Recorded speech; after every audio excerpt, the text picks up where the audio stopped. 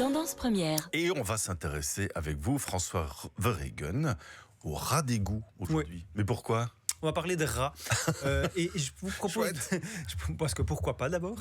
Et puis je vous propose un test pour commencer. Si je vous dis rat, quel est le premier mot qui vous traverse l'esprit ? Peste.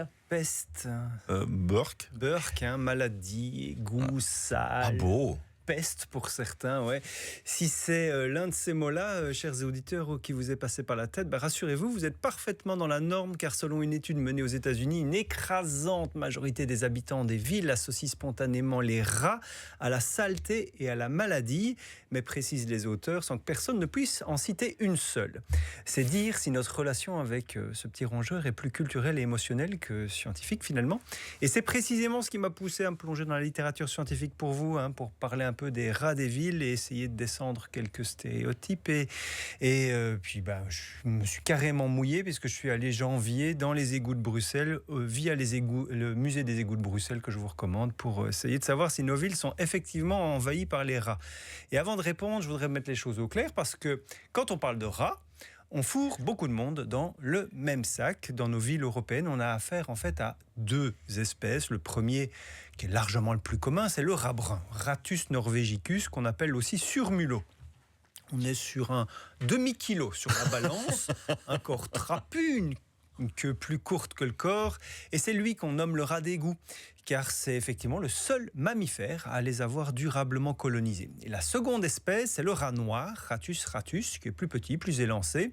Il est surtout meilleur grimpeur et préfère donc les hauteurs, comme nos greniers, nos faux plafonds, voire aussi les cales de bateaux. Longtemps d'ailleurs, on l'a accusé d'être le grand coupable de la peste noire au XIVe siècle, sauf que des recherches récentes ont remis les pendules à l'heure. Les poux et les puces auraient joué un rôle bien plus important que le rat noir dans cette pandémie qui a fait 50 millions de victimes. Les rats seraient donc pas responsables de la plus grande catastrophe démographique enregistrée dans l'histoire de l'humanité, mais ils continuent de traîner leur mauvaise réputation. Bon, comment compte-t-on les rats ? Comment arrive-t-on aux chiffres vertigineux avancés par certaines presses et certaines personnalités politiques ? Exemple à Paris avec le chiffre de 2 rats par habitant qu'on a souvent entendu durant les Jeux Olympiques. Ça fait 4 millions de rats tout de même. Pourtant, personne ne sait exactement combien il y a de rats à Paris. Car ces chiffres sont des extrapolations qui n'ont aucune base scientifique solide. Pour tenter de les dénombrer, on utilise en général des indicateurs indirects. Le nombre de signalements faits par les citoyens, ça c'est vraiment l'un des pires d'ailleurs. Ou bien les traces de présence, le nombre d'appâts qui ont été consommés, ou encore les images de caméras de surveillance. On compte sur une semaine, dans un quartier, et puis on extrapole à l'année pour toute la ville. Sauf que toutes ces méthodes, elles sont biaisées. Il suffit qu'une personne motive ses voisins à signaler la présence de rats pour qu'une ville reçoive une avalanche de plaintes en quelques jours, donnant l'illusion d'une infestation soudaine dans un quartier. Et puis il y a ce qu'on appelle l'effet d'effort. Plus vous placez de pièges ou plus vous placez d'appâts, plus vous capturez de rats. Donc logique, ça ne dit absolument rien sur la taille réelle de la population. Mais il y a quand même une étude qui a été menée à Barcelone et qui a tenté cet exercice périlleux de dénombrer les rats. Les spécialistes sont descendus dans 63 sections d'égouts et sont arrivés à une estimation de 260 000 rats dans le réseau d'assainissement de la ville. Ça peut paraître énorme, c'est vrai, mais en ramenant ça au nombre d'habitants, on arrive à 0,15 rats par habitant. On est donc très loin des chiffres avancés par certains. Et détail savoureux, le nombre de plaintes des habitants n'était absolument pas corrélé avec le nombre de rats. Autrement dit, les quartiers où on se plaint le plus ne sont pas plus infestés que les autres. On ne sait pas les dénombrer exactement, mais certains se demandent malgré tout s'ils ne seraient pas de plus en plus nombreux quand même dans nos villes. Eh bien, une autre étude toute récente a passé en revue 16 grandes villes du monde et conclut qu'il y a effectivement plus de rats dans 11 d'entre elles qu'au cours de la précédente décennie. Parmi celles-ci, il y a New York et Amsterdam. Dans 2 villes, il n'y a pas de changement et dans les 3 villes restantes, les populations ont diminué. Il ne s'agissait pas de Bruxelles ni de Paris, mais de Tokyo, de Louisville et de la Nouvelle-Orléans. Donc globalement, il y a un peu plus de rats dans les grandes villes, même si on le comprend, c'est difficile de les chiffrer. Et le facteur numéro 1 de l'augmentation de cette population de rats, vous ne le devinerez pas, je pense. La principale raison avancée par les chercheurs, c'est, roulement de tambour, les changements climatiques. Plus les hivers sont doux, plus les rats restent actifs, se reproduisent et survivent. Ouais. Le facteur numéro 2, c'est l'urbanisation. Moins il y a de végétation à l'échelle d'une ville, plus il y a de rats, parce que plus de béton signifie aussi plus de déchets accessibles. Autre question intéressante, me semble-t-il, les rats posent-ils vraiment problème ? Alors oui, mais nuançons un petit peu. Je distingue 3 types de problèmes. Le premier, il est d'ordre économique. Les rongeurs ont des incisives qui croissent continuellement, donc ils doivent ronger, ce qui provoque des dégâts matériels. On manque de données en Europe, mais une étude américaine a évalué à 27 milliards de dollars par an les dégâts causés par les rats des villes. Le deuxième problème qu'ils causent potentiellement est d'ordre sanitaire. On retrouve effectivement chez certains rats des bactéries pathogènes comme la leptospira, responsable de la leptospirose, mais, et c'est important, établir un lien direct entre la présence de rats et les cas de maladies humaines reste étonnamment difficile.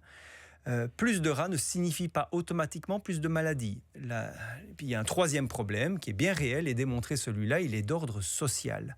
Une recherche canadienne passionnante a montré que les personnes vivant à proximité de rats développent plus d'anxiété, de peur et même de symptômes dépressifs. Mais pourquoi ? Et attention, ils ne doivent pas nécessairement avoir vu les rats pour ressentir tous ces problèmes. Mais ils savent qu'il y a plus de rats. Le fait de savoir qu'il y a des rats dans l'immeuble, eh bien, cela provoque l'expression de sentiments d'anxiété et de dépression. Une série de facteurs psychologiques sont associés. Alors, il faut lutter. On l'a compris, s'il y a des désagréments, il faut lutter. Les autorités, pour lutter, sortent souvent l'artillerie lourde, les rodenticides. Ce sont des poisons qui bloquent la coagulation du sang chez les rats. Sauf que ces poisons, ils posent 2 gros problèmes. Premièrement, les rats deviennent résistants grâce à une mutation qu'ils acquièrent au niveau d'un gène, un seul, qui rend ces poisons de moins en moins efficaces. Deuxièmement, et c'est plus grave selon moi, ces poisons ne s'arrêtent pas aux rats. En Amérique du Nord, on a retrouvé dans le sang de 100% des ratons laveurs, des moufettes et des opossums des résidus de ces anticoagulants. Pas un seul était indemne. Une étude belge, cette fois, a démontré que les limaces ingèrent les appâts sans en mourir, puisqu'elles y sont immunisées, mais les limaces sont avalées par les hérissons.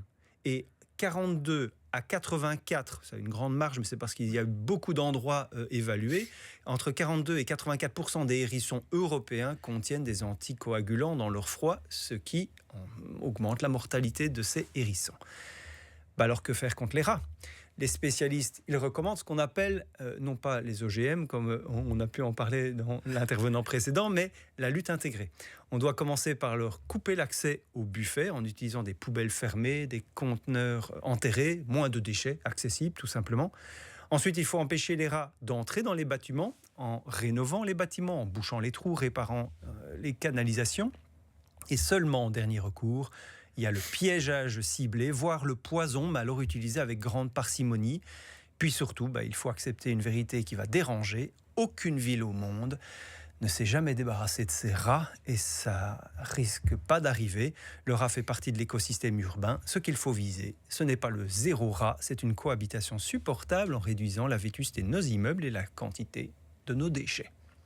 Mais pourquoi est-ce qu'il fait peur ? Pourquoi est-ce qu'il dégoûte alors ce rat ? Eh bien, et alors, j'en ai pas eu le temps d'en parler, mais merci de poser la question. Le facteur numéro 1 qui est associé à la crainte liée au rat, c'est sa queue.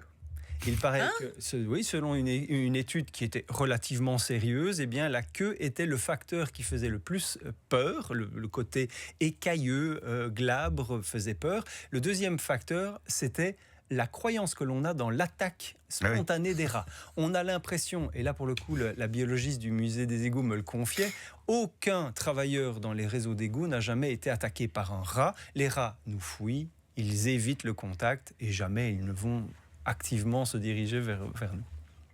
Merci François Verheygen, professeur de zoologie à l'ULiège. Et puis on rappelle évidemment votre chaîne YouTube, Science Bestiale, avec plein de vidéos qui sont plus intéressantes les unes que les autres. Toujours se méfier des queues.